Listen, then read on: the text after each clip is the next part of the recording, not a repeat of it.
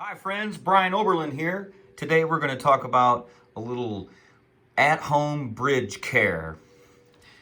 Sometimes you may notice that this edge right here rubs up against your palm and can be a little uncomfortable. Perhaps this side too.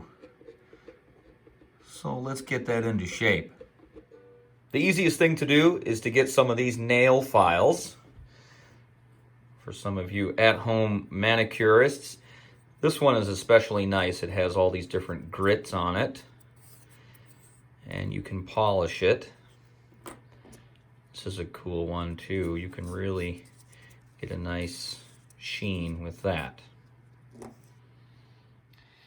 You want to make sure that you get some high quality blue painter's tape or painter's tape and tape it up so you don't damage the instrument. Now you can grab one of the grittiest parts of this and grab both ends so you have good control,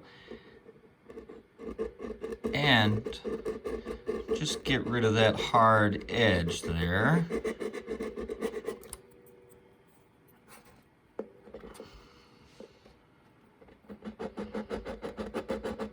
And this will take a while. Take your time, no need to rush it.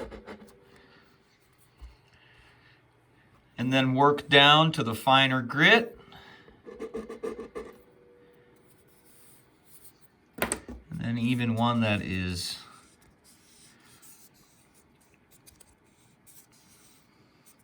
you can shine or you can buff. That's pretty nice.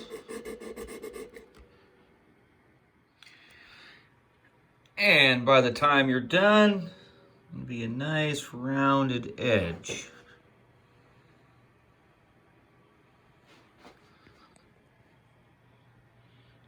Nice and smooth.